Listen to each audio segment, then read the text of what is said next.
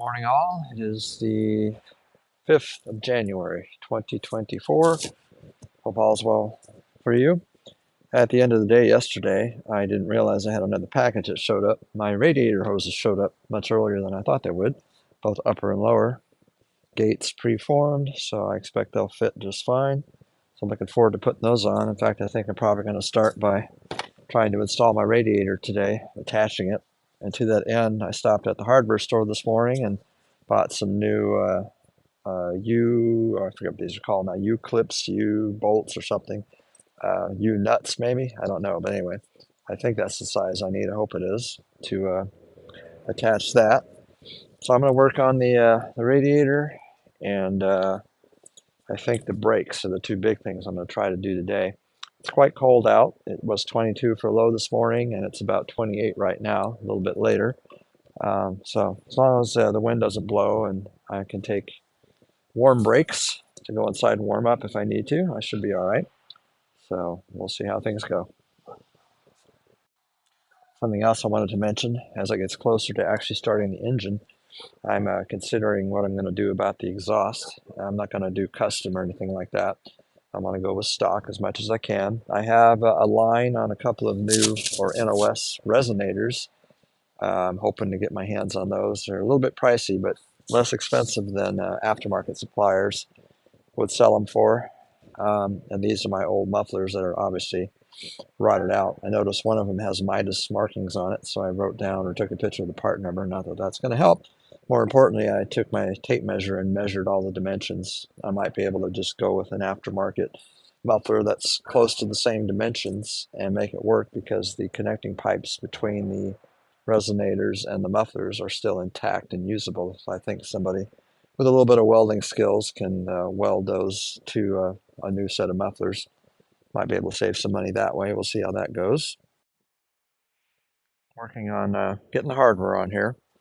I guesstimated at the size of these new bolts and stuff. They're size bigger than the original, but fortunately, I still able to get the new U-clips on here, the new U-bolts on here, and they'll fit.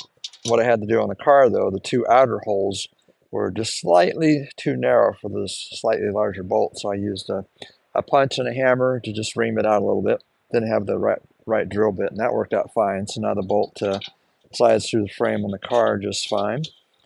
And I was able to find a couple of bolts here. These happen to be the same bolts that hold down the valve covers, and I have extras, and they happen to fit the hole perfectly. I did discover on this side that they didn't do a very good job of finishing the hole.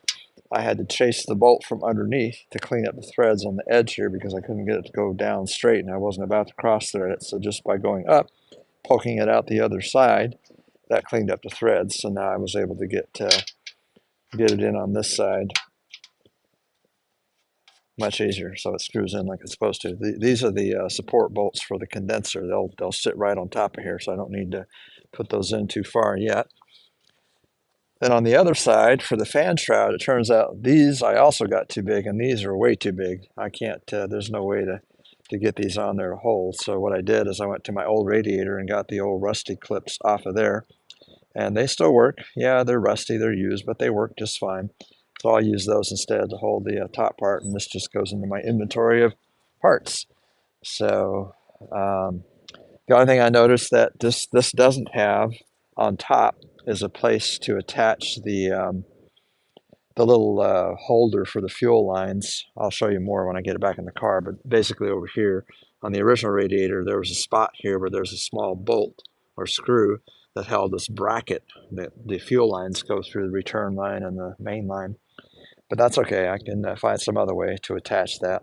I don't think I'm going to dare try to drill a hole in this brand new radiator. I'll just figure out some other way to attach it. So I think the next step is to actually set it in the car now. All right, underneath the car now, the radiator is fully installed, supported underneath. The condenser is attached here on the bottom as well as on the top.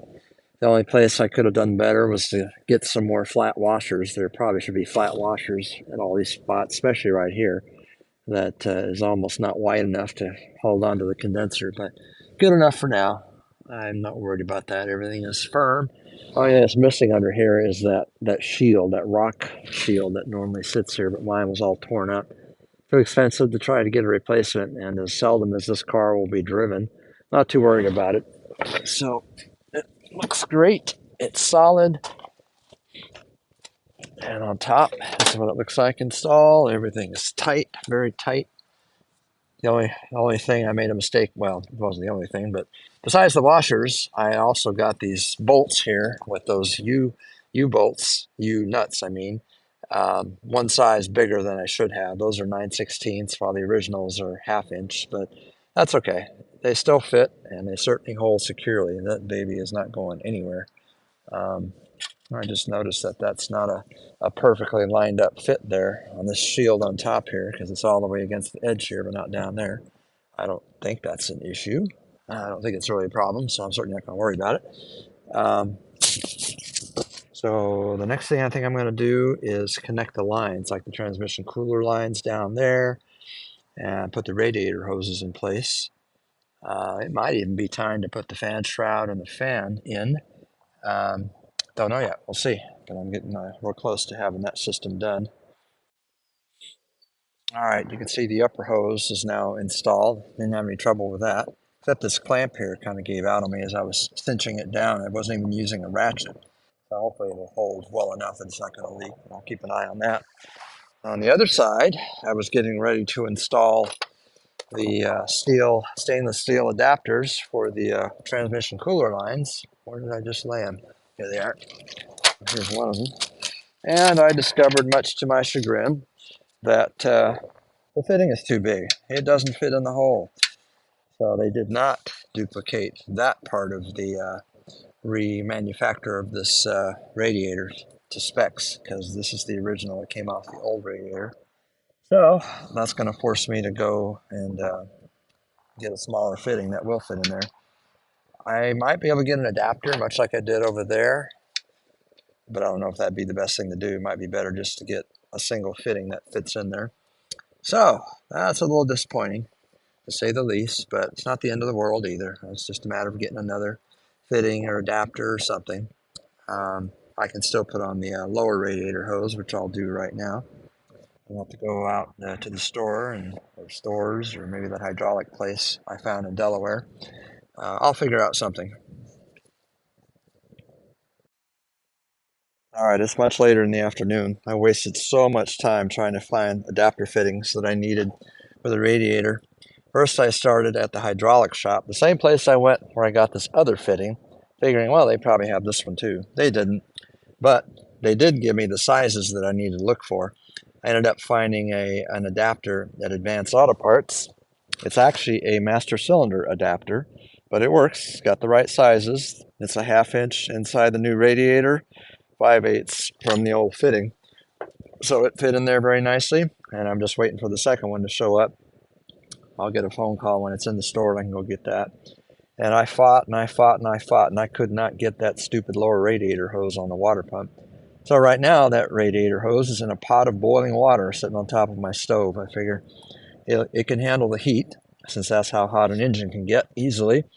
So I'm just going to soften it up, stretch it out a little bit, and hopefully it'll slide on the bottom half of that water pump. And I didn't expect to have so much trouble with that.